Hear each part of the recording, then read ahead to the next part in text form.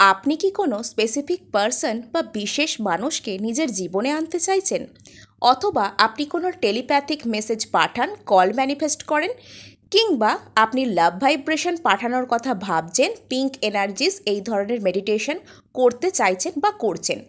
অর্থাৎ এই ধরনের যে সমস্ত মেসেজেসগুলো বা মেন্টাল এনার্জিগুলো মানুষ তখনই পাঠানোর চেষ্টা করে যখন অপর মানুষটির কাছ থেকে হয় মানুষের কমিটমেন্ট পাওয়ার থাকে, অথবা সম্পর্ককে সুন্দর করার থাকে, ভেঙে যাওয়া সম্পর্ককে জোড়ার থাকে।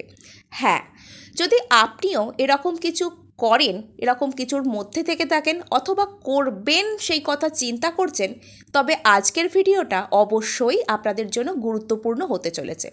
কেননা এই ভিডিওতে আমি আপনাদের সাথে শেয়ার করব যে যখন আমরা কোনো ব্যক্তিকে কোনো রকম কোনো মেন্টাল এনার্জিস পাঠাই, তা লাভ ভাইব্রেশনই হোক, পিঙ্ক এনার্জি হোক, বা কোনো রকমভাবে ম্যানিফেস্ট করার চেষ্টা করি।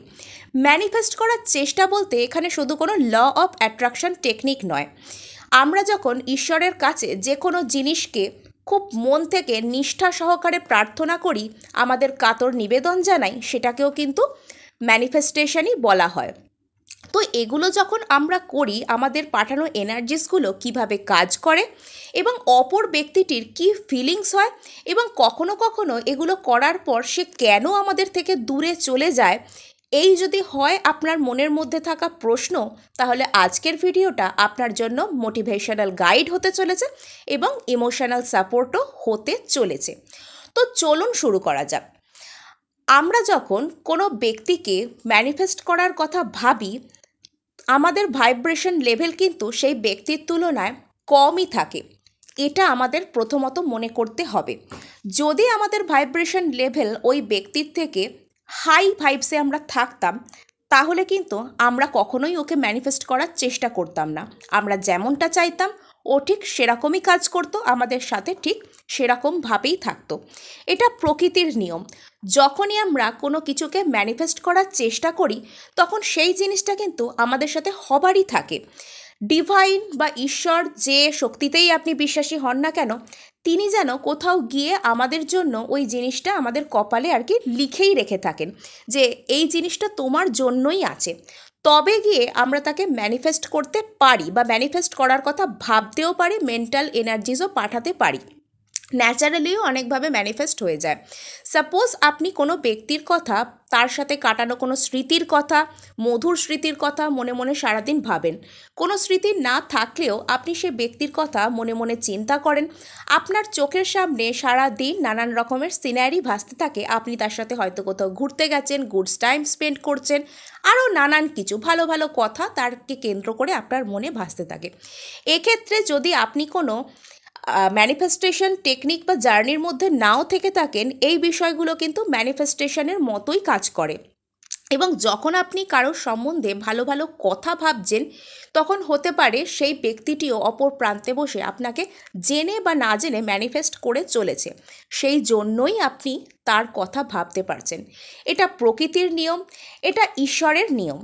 এটা যদি না হতো আমরা কাউকে ম্যানিফেস্ট করতেই পারতাম না। ম্যানিফেস্ট করতে পারতাম না বলতে কি, অর্থাৎ আমাদের প্রকৃতির মধ্যে এরকমই সিস্টেম আছে যে কোনো একটা জিনিস যদি আমার জন্য না হয়ে থাকে, তাকে আমার ম্যানিফেস্ট করতে ইচ্ছা করবেই না। আমি চেষ্টা করলেও করতে পারবো না, কোনো না কোনোভাবে তাতে বাধা পড়বে বা আমার মনঃসংযোগ থাকবে না। মোট কথা, আমি করার ইচ্ছাই আসবে না আমার মধ্যে।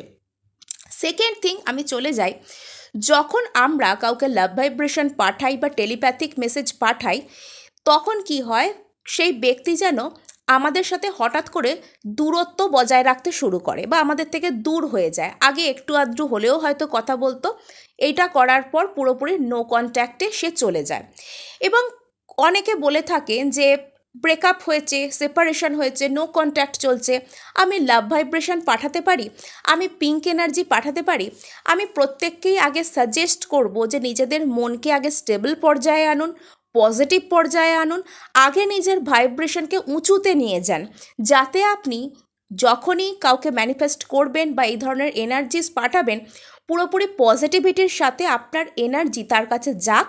এবং পজিটিভিটি কিন্তু সবসময়তেই যে কাউকে কাবুতে আনতে পারে, যে কাউকে বশ করতে পারে এবং আপনার কাছে তাকে আনতেও পারে। নেগেটিভিটিকে কিন্তু কেউ পছন্দ করে না। আমরা যখনই কোনো নেগেটিভ মানুষ, যিনি আমাদের প্রতি নেগেটিভ চিন্তাধারা রাখেন, এই ধরনের মানুষের আমরা সংস্পর্শে আসি, আমরা কিন্তু তার থেকে দূর হয়ে যাই।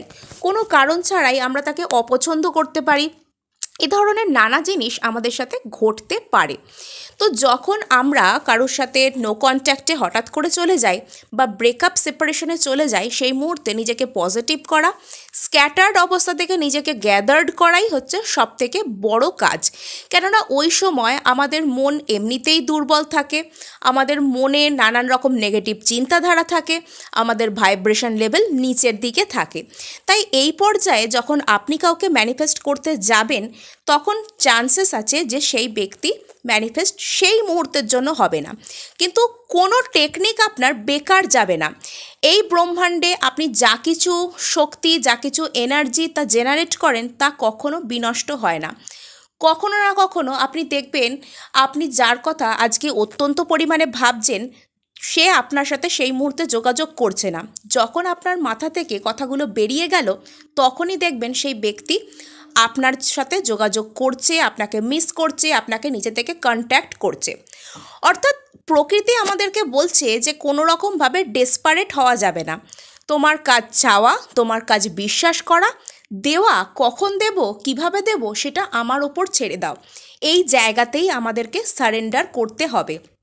অর্থাৎ আমার কাজ চাওয়া, আমার কাজ বিশ্বাস করা, আমার কাজ গ্র্যাটিটিউড অর্থাৎ কৃতজ্ঞতার মুডে থাকা, আমার কাজ গ্রহণযোগ্যতার মুডে বা রিসিভিং মুডে থাকা। এবং টাইমিংকে আমরা কন্ট্রোল করতে পারি না এক্ষেত্রে। যদি সময়, কখন, কিভাবে এসব বিষয়গুলোকে আমরা কন্ট্রোল করে ফেলতে পারতাম, তাহলে আমরাই কিন্তু ঈশ্বর হয়ে যেতাম। টাইমিং সবসময়তেই ঈশ্বরের হাতে। সেই জন্যই আমরা এটাকে নাম দিয়েছি divine timing. Law of attraction ম্যানিফেস্টেশনের ভাষায় এটাকেই ডিভাইন টাইমিং বলা হয়ে থাকে।